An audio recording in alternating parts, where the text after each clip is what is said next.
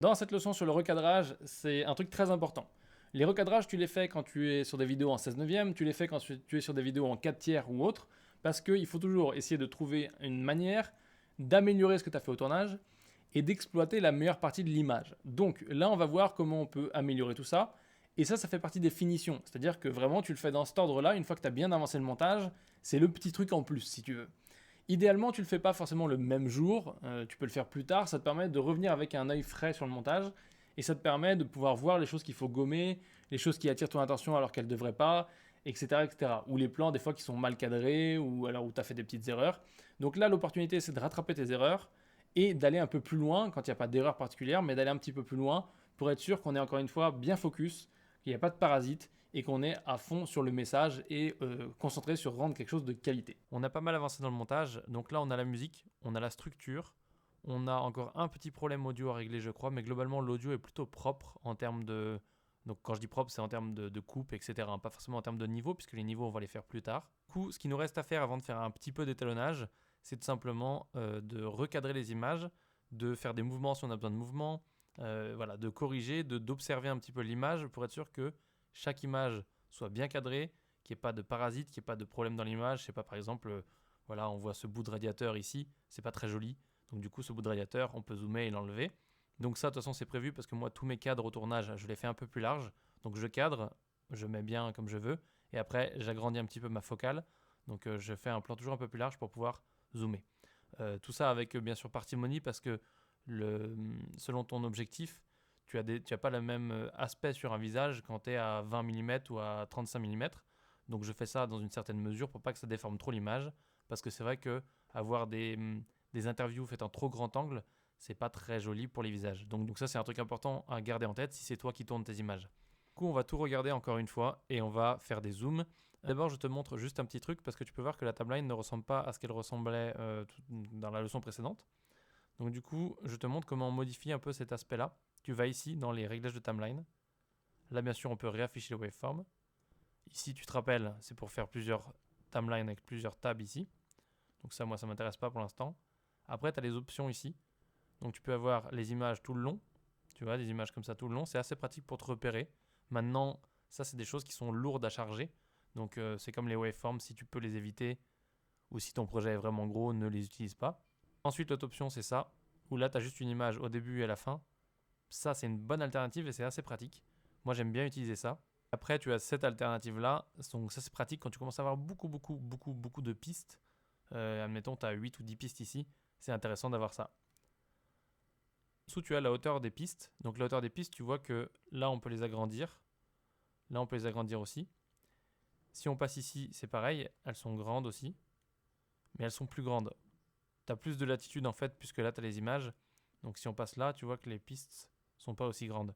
Donc, voilà, c'est vraiment conditionnel et c'est assez pratique. Donc moi, je vais me remettre avec ça parce que j'aime bien avoir des pistes un peu grandes et j'aime bien avoir des grandes pistes audio pour bien voir mes waveforms.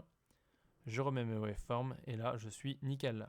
Du coup, on va commencer. Je range le media pool. On va passer en mono screen parce qu'on n'a pas besoin de deux visualiseurs. Je garde bien mon inspecteur ouvert parce que je vais faire des modifications. On se met au début. Et là, on va corriger. Donc, majoritairement, l'idée, c'est de se concentrer sur l'image. Bien entendu, si on a des problèmes de son ou des petits trucs, on les corrige et on les modifie aussi. Que si tu peux t'éviter de faire à chaque fois des lectures et des lectures et des lectures, ça va user ton cerveau. Donc, c'est bien de faire le plus de choses quand tu as l'occasion. Donc, c'est parti, on va faire nos modifications. Pour ça, on n'a pas besoin forcément de faire lecture. Alors, ce serait bien, mais on peut faire tout un tas de réglages avant de faire lecture. Donc par exemple, là, je sais que je dois recadrer cette image. Donc je peux largement la recadrer tout simplement en étant voilà, en pause sans forcément faire lecture. Puisque pour le coup, en plus, là, j'ai pas de mouvement puisque c'est une interview avec un pied, tout est fixe. Donc on peut déjà commencer à recadrer tout ça. On va tout simplement, tu l'as vu, sélectionner le plan. Ensuite, ensuite on va dans l'inspecteur. Et là, dans l'inspecteur, on va tout simplement faire un zoom. Tac. Comme ça, c'est plutôt pas mal. Voilà. Ici, tu peux faire apparaître ce qu'on appelle le wireframe. Donc, tu vois, c'est la petite fenêtre. L'idéal, c'est de se limiter à un zoom pas trop énorme non plus. Voilà, 70, c'est pas mal. Et après, tu vois, tu peux replacer. Donc, bon, là, on a des bordures qui arrivent très très vite. Mais tu peux replacer si tu veux arranger un cadre et faire un meilleur cadre. Moi, je vais pas déplacer, je vais remettre ça à 0. Quoique peut-être un peu en hauteur. Bon, non, c'est pas mal. Donc voilà, moi j'ai tendance à faire des images où il y a très peu d'air au-dessus. Ils sont très casquettes en général, parce que j'aime bien ça. Ça respecte pas forcément les règles internationales du cinéma ou de la composition des plans, mais moi j'aime bien comme ça parce que je trouve que ça met les yeux de l'humain qui te parle au milieu du plan, à une hauteur qui correspond à une interaction humaine réelle, et je trouve ça pas mal. En théorie, tu es censé pouvoir mettre plus d'air, voilà, chacun son école, chacun son délire. Donc du coup, là, c'est toi qui recadres, hein, comme tu le sens et comme tu aimes bien visuellement. Une fois qu'on a recadré ce plan, on n'a pas besoin forcément de faire la même chose de partout. On peut bien évidemment donc rester sélectionné sur le plan. À ce moment-là, on peut faire un copier-coller des attributs, puisque les attributs, c'est les réglages du plan. Donc ça, sur DaVinci, tu as plusieurs manières de le faire. Donc tu peux faire un clic droit sur le plan. Tu vas ici faire copie. Tu le faire en faisant CTRL-C ou Pomme-C sur Mac. Ensuite, tu peux venir sur ton plan suivant. Tu le sélectionnes, bien entendu. Et là, tu fais clic droit aussi. Paste attribute. Donc là, c'est coller les attributs. Tu vois qu'ici, il y a le raccourci que moi j'ai programmé. Donc tu peux programmer ton raccourci aussi, c'est pas un souci. Donc je vais utiliser mon raccourci. Je me mets là, j'utilise mon raccourci qui est Alt V. Donc c'est juste à côté de copier-coller normal. Et là, je peux choisir si je veux copier tous les attributs vidéo. Alors il met automatiquement le Retime Effect, mais il ne faut pas forcément le mettre. Je peux choisir aussi de coller les attributs audio, mais dans notre cas, il n'y en a pas. Et ensuite, pour les keyframes, si j'ai mis des keyframes d'animation, je peux choisir ici qu'ils les maintiennent dans le timing. Donc si j'ai mis des keyframes sur un truc qui fait 5 minutes, mais que là je fais un copier-coller dans un truc qui fait 2 minutes, je peux mettre Stretch to Fit, comme ça il va les faire rentrer, les mêmes keyframes, dans ma durée qui est inférieure. Ensuite on fait Apply, et là il a fait exactement le même resize que ici. Donc c'est très pratique. Si comme moi tu as mis donc tous tes plans sur une timeline comme ça et sur la piste V1, tu sais que tu peux traiter tous les plans d'un coup. Donc tu peux soit les sélectionner en faisant comme ça, et du coup tous les traiter d'un coup, ou alors tu peux prendre le premier, appuyer sur Shift, et aller à la fin, et ça sélectionne tout d'un coup, parce que c'est sur la même track, donc du coup il sélectionne tout d'un coup. C'est assez pratique pour gagner du temps. Donc maintenant je fais mon raccourci, tac, là je lui dis je veux tout coller, il me met ici la liste des clips, il me dit il y a 12 clips, etc. Bon, c'est pas très... je m'en sers pas souvent, mais c'est quelque chose qui est utile si tu veux vérifier. Fait Apply, et maintenant il est appliqué. Tu vois que quand il y a un effet appliqué ou quand ils sont modifiés avec l'inspecteur, les plans, tu as une couleur qui est différente. Donc là tu vois qu'ils sont un petit peu plus foncés par rapport à la couleur d'origine qui est juste en dessous. Donc là on a modifié tous nos plans. Maintenant un truc qui est important qu'il faut que je te montre, contrairement à Premiere par exemple, quand tu sélectionnes un plan comme ça et que tu fais donc la même opération, que tu les recolles tous les trucs, ça ne change rien. Il ne va pas faire 2 fois le même zoom. L'effet n'est pas collé 2 fois puisqu'il remarque automatiquement que l'effet a déjà été appliqué. Donc il ne réapplique pas l'effet. Ça dans Premiere c'est un peu galère des fois quand tu as pas forcément des effets de resize mais des effets de manière générale que tu rajoutes dans la fenêtre d'effets. Tu peux te retrouver avec des effets qui se multiplient. Par exemple si tu prends un effet d'étalonnage dans Premiere, tu le colles et après tu le recolles sur le même plan, il se colle 2 fois. Donc ça n'arrivera pas sur DaVinci et c'est extrêmement pratique parce que du coup tu n'as pas obligé de... Là par exemple tu peux sélectionner toute ta ligne d'un coup et dire ok je recolle partout. Voilà, c'est très pratique quand tu as des grosses timelines et que tu n'es pas sûr de l'avoir mis partout, tu n'as pas besoin d'aller zoomer et vérifier partout. Donc là on a fait le resize de ça. On sait qu'ici on doit faire un resize différent puisque on a une saute. Donc du coup ça serait plus pratique d'avoir un resize différent. On voit que voilà on a une petite saute. Ce qu'on pourrait faire aussi c'est un genre de zoom ici, de façon à dynamiser un petit peu parce que le plan est long. Et donc du coup ça on le ferait avec les points clés. Donc on va voir ça tout de suite. Je vais réactiver mon magnétisme pour me coller ici. Je sélectionne. Et je vais me mettre un petit point clé ici. Tac, j'active le point clé. Donc tu vois que tout ce qui a un point ici à côté, un petit triangle, enfin losange, pardon, peut être animé. Donc là, typiquement, ça peut être animé et c'est ce qu'on va animer. On va animer le zoom. Donc là, j'ai locké cette valeur-là. J'ai validé cette valeur. Je me déplace ici. Je mets un point clé et je vais zoomer un peu. Donc là, tu le vois pas parce que en fait, je suis décalé sur l'autre plan, mais si je fais comme ça, tu le vois. Donc là, j'ai juste bougé d'une image en arrière. Maintenant que tu as mis les points clés, tu peux aller dans la timeline et cliquer sur ce petit bouton. Et il t'affiche tes points clés ici, tac et tac.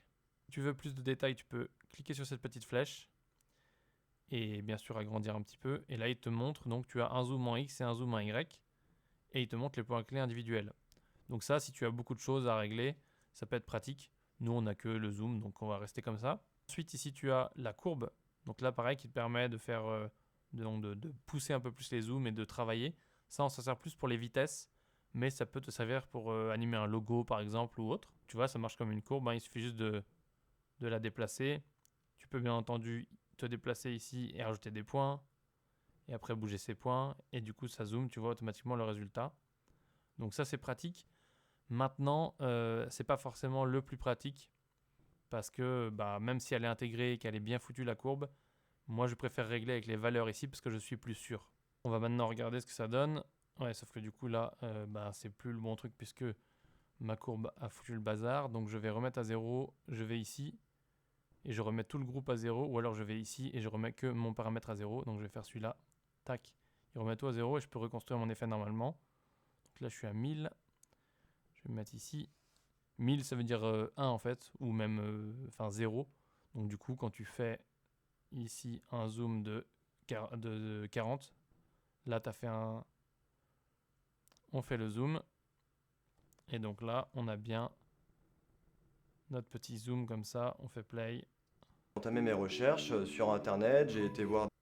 Et donc là on a bien le petit zoom, si on avance, c'est très léger tu vois, mais on a le zoom. Et donc du coup c'est très bien parce que ça nous permet ici de pouvoir passer sur un plan peut-être plus serré ou moins serré.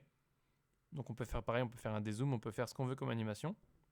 Pour l'instant, je vais laisser comme ça parce que je veux le voir jouer.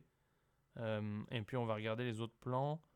Est-ce que là on a des choses particulières? Ouais, là ça serait bien de refaire la webcam.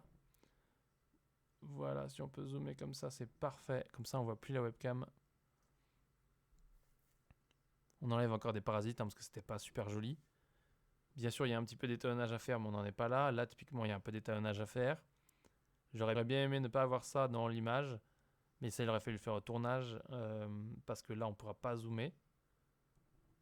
Ça, l'idéal, ça serait peut-être à voir parce que l'image n'est pas vraiment droite. Enfin, il y a un problème dans les perspectives et dans le... Donc du coup, on peut voir si on peut pas faire une petite rotation. Alors, c'est pas dans ce sens, c'est plutôt dans ce sens. Pour avoir son regard, mais du coup, on n'a pas la fenêtre. Ouais, non, c'est... Il y a un truc bizarre. Donc du coup, je vais le laisser à 0. Mais il y a un truc assez bizarre qui est pas convenable. Est-ce qu'un zoom nous aidera? Peut-être. Après, on peut repositionner pour enlever le fauteuil derrière. Ça nous enlève un point de repère et ça peut être plutôt pas mal. Il faut faire gaffe par contre parce qu'ici, on dépasse. Donc, tac. On fait gaffe de ne pas dépasser. Voilà. Donc ça, déjà, ce plan, il est un petit peu mieux comme ça. Pareil, on va aller au suivant. Le chat, on n'a pas besoin de le recadrer. Il est très très bien. Ça, peut-être un peu parce que c'est pas superbe. Si on fait ça... Ouais, non, je vais pas toucher ça pour l'instant. Et en plus, ça, je suis pas certain que ça passe. Un peu comme un cheveu sur la soupe. Maintenant, on a le plan de la voiture. Alors, on a pareil, un petit peu un truc assez bizarre au niveau des... On regarde les lignes droites. Bon, la rue était un peu penchée, mais on regarde les lignes droites et c'est vrai qu'on a un truc un petit peu bizarre puisque là, on a moins d'espace que là par rapport au haut du cadre. Donc, il faudrait qu'on corrige ça. On va le corriger un peu comme ça. L'idée, c'est pas d'avoir un truc parfait, c'est d'avoir un truc moins perturbant. Comme on a créé du vide ici, on zoome. C'est pour ça que c'est bien de faire des cadres un tout petit peu plus larges. Tac, voilà. Et donc là, c'est un peu moins bizarre.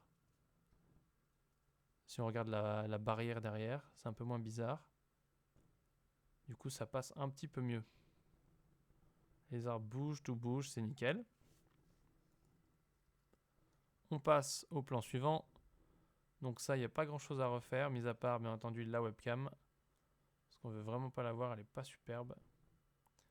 Donc là, je vais descendre un peu cette fois-ci. Voilà. Alors, ça me permet d'avoir plus de focus, parce que du coup, on voit le bord noir en haut. On est vraiment focus sur l'écran. Par contre, la question, c'est est-ce que je veux pas récupérer un peu plus de son amorce à lui? Et j'aimerais bien, ouais. Comme ça, c'est peut-être un peu mieux. Tac, voilà, comme ça c'est bien. Je vais masquer le petit bout rouge ici. Là, on est bien. Donc ça, je vais le copier. Je fais pomme C. Et ici, Alt V. je copie et hop, j'ai exactement le même truc. Donc si je regarde, si je passe de l'un à l'autre, j'ai pas de problème de saute. Je sais que je dois le remettre après ici. Ah non, c'est un plan différent. Ensuite, là, est-ce que j'ai quelque chose à recadrer? Oui, puisqu'on a des trucs moches ici. Donc du coup, on va recadrer. Tac. Alors, on fera pas des miracles, hein.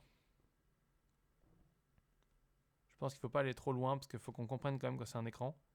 Et si on est trop comme ça, on va pas comprendre que c'est un écran. Maintenant, ça peut être intéressant aussi, mais c'est un peu bizarre. Donc du coup, on va laisser du vide. Mais l'idée, c'est de recadrer un maximum de choses. Là, tu vois, un truc qui aurait été intelligent de faire au tournage, c'est de fermer cette porte. Et en même temps, peut-être plus intéressant, c'est mettre de la lumière ici pour gérer l'atmosphère. Mais bon, admettons, ça passe pas mal. Après, il y a des choses que tu peux pas gérer. Tu vois, par exemple, là, il y avait une télé, mais c'était une télé gigantesque. Donc l'enlever, c'est compliqué dans le temps imparti. Donc après, il faut que tu joues avec ce que tu as. Mais typiquement, là, la télé, c'est un peu parasite. Tu vois, il faudrait que tout ça soit clair derrière. Et ce n'est pas le cas. Donc là, on est bon. Ensuite, on va sur cette image-là. On est plutôt pas mal. Ça serait bien si on pouvait zoomer un peu pour enlever ça. Donc on va voir ce qu'on peut faire. Mais je perds trop les mains. Non, donc on va rien pouvoir faire sur celle-ci. Après, ce qu'on peut faire, c'est effacer des choses. Tu vois, on peut effacer Bose ici. On pourrait effacer les câbles. Mais là, ça devient extrêmement chronophage. C'est possible, mais ça devient chronophage. Pareil, un truc qui est intelligent au tournage, c'est d'allumer cette bougie. Parce que ça fait moins triste. On continue. On a ce plan-là. Très bien. On a plus de soleil que sur le plan d'avant. C'est assez marrant. Pas besoin spécialement de zoomer. Ouais, non, c'est pas mal. Je pense qu'on pourrait pour le couper un peu plus ici. Mais là, ça me convient. On continue ici, c'est pareil. Là, on a un bout d'écran. Bon, ça passe. On teste. Hein, est-ce qu'on peut faire quelque chose? Je pense qu'on va encore une fois perdre trop la main. Ouais, on perd trop la main. Donc du coup, on va rester comme on était. C'est plutôt pas mal. Parce que là, vraiment, notre point de concentration, c'est la main. Enfin, les points qui nous intéressent dans ce plan, c'est la main, la voiture ici. Donc du coup, ouais, on peut pas vraiment trop zoomer. Ensuite, ici, pareil, on va faire le zoom qu'on avait pour la webcam. Alors là, t'es pas obligé de le copier-coller, tu peux le refaire manuellement. Puisque, tac, voilà, comme ça c'est très bien. Juste peut-être se décaler un peu par là pour voir le bord de l'écran. Ouais, ça peut être pas mal, puisque là sur celui-ci on a plus d'amorce que sur l'autre. Je pense que comme ça c'est pas mal. Voilà, comme ça c'est pas mal. C'est vraiment de la précision, mais bon, ça c'est pour le bien. Ensuite ici on continue. Là on a une action qui est plutôt cool. Dommage, c'est ce petit fil de micro, donc ça c'est pareil. Hein. Si vraiment on voulait, on pourrait l'effacer. Mais c'est une galère parce que tu vois qu'il passe sur beaucoup de surfaces différentes derrière. Donc ça va être très galère pour pas grand chose. Donc on va pas se prendre la tête. Sinon il n'y a pas vraiment de recadrage à faire, c'est plutôt correct. Là c'est déjà recadré puisqu'on l'a fait avant. Ici, pareil, le recadrage ça va être dynamique donc il n'y a pas spécialement de recadrage. Moi il y a un truc qui me choquait pas mal quand je filmais ça, c'était simplement ce truc là. Parce que je trouve que ça attire énormément l'attention. Mais c'est pareil, quoi, c'est compliqué à... Ça peut s'effacer avec Fusion ou avec After Effects. Mais c'est pas mal de taf. Parce que ça veut dire qu'il faut vraiment traquer, effacer. Maintenant, tu peux le faire image par image, mais ça va être chiant. Ensuite, on continue. Dernière image. Celle-ci, il y a un truc à faire. C'est juste zoomer légèrement et faire une petite rotation. Tac, comme ça, voilà, mais très léger. Normalement, là, on est mieux. On est un peu mieux, ouais. Si on désactive, ouais, on est mieux parce que là, on est plus correct. Ça paraît plus correct, ouais. Et donc voilà, on a fait le tour de toutes nos images, de tout ce qu'on avait à recadrer. Maintenant, tout ça, va falloir que ça passe l'épreuve de faire play.